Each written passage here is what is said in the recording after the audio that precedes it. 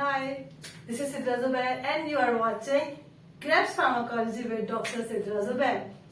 In our lecture number 2, we are going to discuss about antidepressant classifications. Lecture number 1 में हमने discuss किया था कि एंटीडिप्रेसेंट्स क्या होते हैं. हम उसको थोड़ा सा ब्रीफली समराइज करते हैं लेक्चर नंबर 1 को. लेक्चर नंबर 1 में हमने डिस्कस किया डिप्रेशन क्या होते हैं. कोई भी ऐसा मूड या हैप्पीनेस का या सैड का परसिस्टेंट नहीं रहता हर एक की लाइफ में, चाहे मैं हूं चाहे आप हो. हम कभी खुश होते हैं, कभी हम बहुत ही सैड होते हैं. लेकिन अगर सैडनेस वाली फीलिंग परसिस्टेंट रहे, लॉन्ग टाइम रहे, तो उसको हम कहेंगे को पेशेंट डिप्रेसिंग है.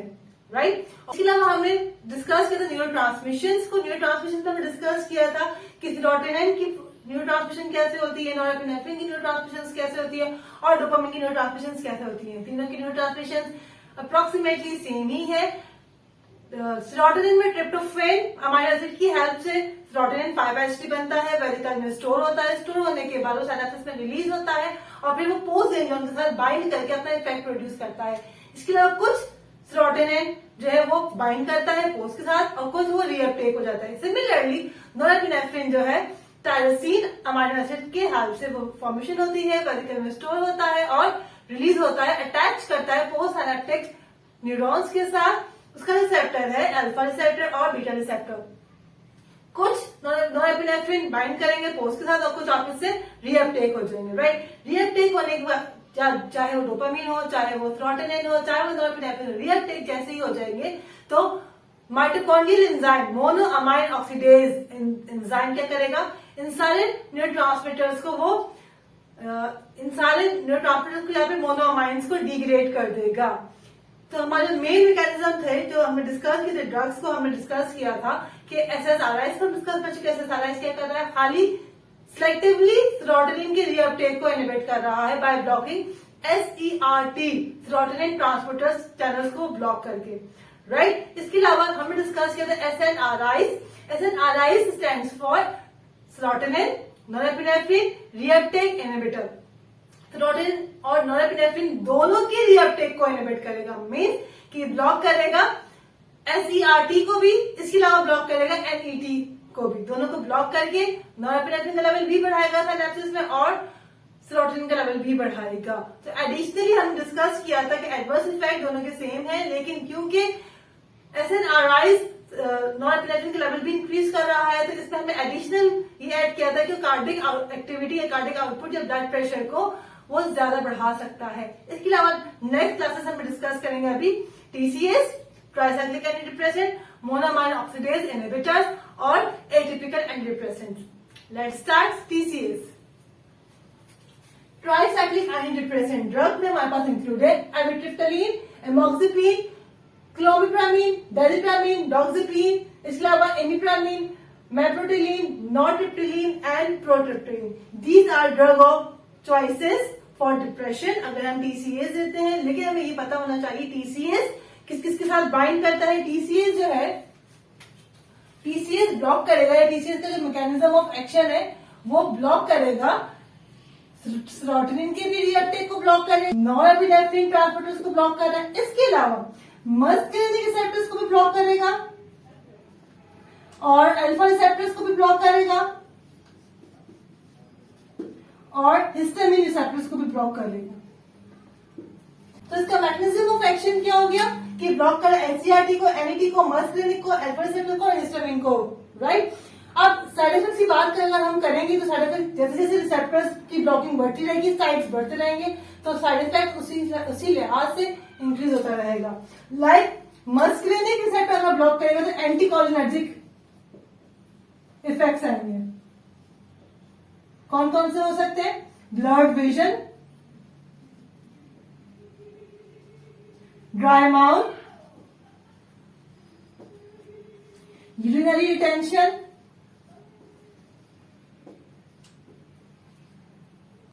इसके अलावा एनईटी या एससीआरटी ब्लॉक, इसकी ब्लॉकिंग में साइड इफेक्ट वो हम ऐसे सारे डिस्कस कर चुके हैं. अल्फा रिसेप्टर्स को ब्लॉक करेगा तो डिजीनेस होगी या फिर orthostatic hypotension, static hypotension, dizziness. Right. इसके अलावा एमिट्रिप्टालिन क्योंकि इनकी ब्लॉकिंग साइज बहुत ज्यादा है सही मैकेनिज्म ऑफ एक्शन बहुत ज्यादा है, तो इसलिए एमिट्रिप्टाइलिन डिप्रेशन के अलावा भी न्यूरोपैथिक पेन्स के लिए भी प्रिस्क्राइब कर सकते हैं, और डॉक्सिप्रीन जो है इंसोमिया के लिए हम प्रिस्क्राइब कर सकते हैं। It's all about TCS, try cyclic depression. TCS इसलिए बोलते हैं क्योंकि ये तीन, इसका जो स्ट्रक्चर है, केमिकल स्ट्रक्चर है, वो 3 साइकिल्स का, इसलिए उसमें try cyclic anti depressants. Monoamine oxidase है क्या? मोनोमाइन ऑक्सीडेज एक माइटोकॉन्ड्रियल एंजाइम है जो कि डिग्रेड करता है मोनोमाइंस को, सच एज सेरोटोनिन, डोपामिन या फिर नॉर्पेनेफ्रिन। जब वो रिएक्टेक होते हैं तो उसको डिग्रेड करता है मोनोमाइन ऑक्सीडेज एंजाइम। तो मोनोमाइन ऑक्सीडेज एंजाइम इनहिबिटर्स क्या करेगा? मोनोमाइन ऑक्सीडेज एंजाइम को ब्लॉक करेगा। सही है, तो उसका मैकेनिज्म क्या है कि ये ब्लॉक कर रहा है मोनोमाइन ऑक्सीडेज एंजाइम को, ताकि डिग्रेडेशन स्टॉप हो जाए। इसके अलावा मोनोअमाइन ऑक्सीडेज जो एंजाइम है वो 2 टाइप के होते हैं। Monoamine oxidase enzyme A, monoamine oxidase सब टाइप ए, मोनोअमाइन ऑक्सीडेज सब टाइप बी। मोनोअमाइन ऑक्सीडेज ए एंजाइम जो है वो मेटाबोलाइज करता है मोस्टली प्रिफरेंशियली ये सेरोटोनिन को, इसके अलावा नॉरएपिनेफ्रिन को भी मेटाबोलाइज करता है और डोपामिन को भी। देखिए मोनोअमाइन ऑक्सीडेज बी ये खाली मेटाबोलाइज करेगा डोपामिन को।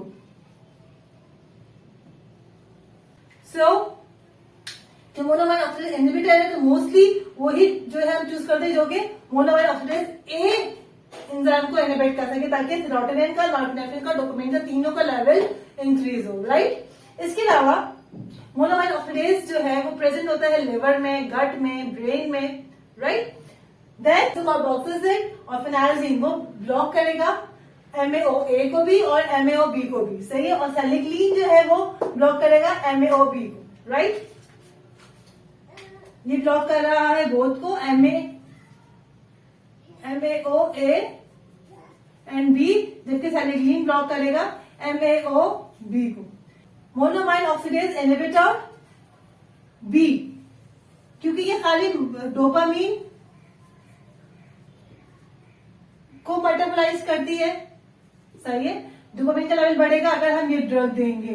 तो मोस्टली सेलिक्लीन जो है वो ड्रग ऑफ चॉइस है फॉर पार्किंसंस डिजीज, क्योंकि उसमें ही खाली डोपामिन का लेवल डिक्रीज होता है। अदरवाइज मोस्टली जो है वो ड्रग ऑफ चॉइसेस जो डिप्रेशन के लिए अगर यूज की जाए, बिल्कुल ही मोनोअमाइन ऑक्सीडेज इनहिबिटर्स हमारी लास्ट चॉइस ऑफ ड्रग होती है, क्योंकि इसके साइड इफेक्ट, इसकी ड्रग ड्रग इंटरेक्शन ज्यादा है, ड्रग फूड इंटरेक्शन ज्यादा है, इसलिए। अदरवाइज ऐसे कार्बोक्सिलेट और फिनाइलजीन जो है मोनोअमाइन ऑक्सीडेज ए और बी के लिए, और सेलिक्लीन जो है वो मोनोअमाइन ऑक्सीडेज बी के लिए इस्तेमाल की जाती है। मोनोअमाइन ऑक्सीडेज इनहिबिटर्स जो है उसका ड्रग एंड फूड इंटरेक्शन बहुत ज्यादा है। तो अगर पेशेंट, क्योंकि हमें पता है मोनोअमाइन ऑक्सीडेज एंजाइम जो है वो गट में भी प्रेजेंट है, बहुत ही इंपॉर्टेंट होता है फूड के मेटाबॉलिज्म के लिए, कि पेशेंट अगर मोनोअमाइन ऑक्सीडेज ले रहा है तो टायरोमीन को मेटाबोलाइज नहीं कर सकता। टायरोमीन मोस्टली फर्मेंटेड फूड में प्रेजेंट होता है। टायरोमीन क्या है? कैटेकॉल रिलीजिंग, कैटेकॉल अमीन रिलीजिंग एजेंट है। मोनोअमाइन ऑक्सीडेज इनहिबिटर जो है वो टायरोमीन को इनहिबिट नहीं करेगा, तो साइनेप्सिस में टायरोमीन का लेवल बढ़ेगा, वो वापस से रीअपटेक होगा कैटेकॉल अमीन। कैटेकॉल अमीन जब इसका लेवल बढ़ेगा तो वो कार्डियक एक्टिविटी या हाइपरटेंसिव क्राइसिस वो कॉज कर सकता है। इसीलिए जब मोनोअमाइन ऑक्सीडेज पेशेंट्स लेते हैं तो उनको मोनोअमाइन ऑक्सीडेज इनहिबिटर्स अगर पेशेंट लेते हैं तो स्पेशली कहा जाता है कि फर्मेंटेड फूड्स को वो अवॉइड करें, अदरवाइज हाइपरटेंसिव क्राइसिस होगा और स्ट्रोक भी हो सकता है। अब हम बात करते हैं एटिपिकल एंटीडिप्रेसेंट्स की। एटिपिकल एंटीडिप्रेसेंट्स में हमारे पास ड्रग ऑफ चॉइसेस हैं, बुप्रोपियोन, मेट्राजिपीन, ट्राजोडोन, नेफाजिडोन, मिलाजिडोन। इन सब के अपने अलग अलग एक्शंस हैं, हम इंडिविजुअली डिस्कस करते हैं। Bupropion weak dopamine and norepinephrine reuptake inhibitor है। बुप्रोपियोन क्योंकि वीकली डोपामिन और नॉरएपिनेफ्रिन रिएप्टेक इनहिबिटर है। इसके अलावा बुप्रोपियोन को मोस्टली डिप्रेशन के अलावा निकोटिनिक क्रेविंग के लिए, निकोटिनिक विड्रॉल्स के लिए यूज किया जाता है। इसके अलावा मेटाजिपीन जो है वो अल्फा 2 रिसेप्टर एंटागोनिस्ट है। जिसकी वजह से इंक्रीज होगा नॉरेडिनर्जिक एंड सेरोटोनर्जिक। मिट्रोजिपिन की एंटीहिस्टामिन एक्टिविटी भी है, जिसकी वजह से सेडेशन इसका साइड इफेक्ट हो सकता है। नेक्स्ट जाके हमारे पास ट्राजोडोन एंड निफोजिडोन। ट्राजोडोन और निफोजिडोन जो है ये इनहिबिट करेगा SERT को। इसके अलावा ये और ब्लॉक करेगा 5-HT2A रिसेप्टर्स को भी। 5-HT it also एंटेगोनाइज histamine H1 और अल्फा-1 रिसेप्टर्स। H1 एंड अल्फा-1 रिसेप्टर्स, जिसकी वजह से सेडेशन का इफेक्ट होता है। लास्ट में 2 ड्रग बची है हमारे पास, विलासिडोन एंड वॉट्रियाजिटीन। विलासिडोन और वॉट्रियाजिटीन जो है ये विलासिडोन प्रिस्क्राइब होता है, पार्शियल सेरोटोनिन रीअपटेक इनहिबिटर है ये। वॉट्रियाजिटीन जो है इसका mechanism of action still unclear, लेकिन ये इसके अंदर एबिलिटी है कि सेरोटोनिन के रीअपटेक को इनहिबिट करे और डिप्रेशन के लिए वॉट्रियाजिटीन और विलासिडोन यूज होती है। It's all about our lecture number 2, जिसमें हमने डिस्कस किया TCH की क्लासेस के इसके इफेक्ट्स को, उसके साइड इफेक्ट्स को। देन हमने डिस्कस किया मोनोमाइन ऑक्सीडेज इनहिबिटर्स को, उसकी टाइप्स को। देन हम डिस्कस किया एटिपिकल्स को। हम एक क्विक रिव्यू देते हैं। TCH की ड्रग जो है उसकी ब्लॉकिंग साइट्स है वो SERT, NET, अल्फा मस्कुलिनिक हिस्टामिन है, इसीलिए इसके साइड इफेक्ट ज्यादा है TCH को। तो TCH भी बहुत ही रेयरली यूज किया जाता है। इसके साइड इफेक्ट हम SERT, NET के हम डिस्कस कर चुके हैं ऑलरेडी, SSRIs के साथ, SNRIs के साथ, क्योंकि अल्फा ब्लॉकर्स को भी ब्लॉक करता है तो इसका ऑर्थोसाइटिक हाइपोटेंशन भी है। देन मस्कुलिनिक को ब्लॉक करेगा तो इसका anticholinergic effect such as blurred vision, constipation, dry mouth और यूरिनरी रिटेंशन है। इसके अलावा हिस्टामिन को ब्लॉक करेगा तो इसका इफेक्ट सेडेशन है, राइट। इसके अलावा हमने डिस्कस किया monoamine oxidase inhibitor. Monoamine oxidase inhibitor जो है मोनोमाइन ऑक्सीडेज को इनहिबिट कर रहा है। मोनोमाइन ऑक्सीडेज जो है 2 टाइप के हैं, सब टाइप A एंड सब टाइप B। सब टाइप A जो है वो इन्वॉल्व होता है मेटाबॉलिज्म में, डोपामिन, सेरोटोनिन एंड नॉरपेनेफ्रिन को। इसलिए वहां मेन जो पर्पस होता है ब्लॉक करना वो MAO एंजाइम को ही है, सही है। इसके अलावा MAOB मोस्टली जो है क्योंकि डोपामिन को मेटाबॉलिज्म करवाता है, इसलिए हम पार्किंसन डिजीज के लिए इस्तेमाल करते हैं। सेलेग्लीन ड्रग ऑफ चॉइस है जो कि जस्ट MAOB को ही ब्लॉक करेगी। इसके अलावा जो क्योंकि MAOI इसकी ड्रग फूड इंट्रैक्शन ज्यादा है, इसलिए हम डिप्रेशन के लिए मोस्टली नहीं प्रिस्क्राइब करते। अदरवाइज अगर पेशेंट कोई भी tyrosine such type compound intake लेता है, उसके फूड में होता है, तो फिर उसके साथ इंटरेक्शन होंगे और पेशेंट को हाइपरटेंशन क्राइसिस या फिर स्ट्रोक भी हो सकता है। लास्ट ड्रग हमारे पास एटिपिकल एंटीडिप्रेसेंट। एटिपिकल एंटीडिप्रेसेंट्स के हमने काफी सारी ड्रग्स पढ़ी है, क्योंकि इन सब का अपना अलग अलग बाइंडिंग है, अलग अलग इफेक्ट है, इसलिए हमने उसको एक अलग क्लासेस में एटिपिकल के नाम से इसमें डाला हुआ है।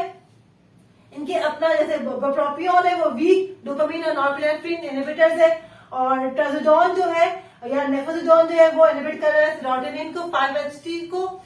It's all about antidepressant. Lecture number 1 and 2 हमारा फिनिश हो गया है। Thank you for watching drug pharmacology. I am waiting for your comments. Do subscribe my channel, like it. Thank you so much. Bye.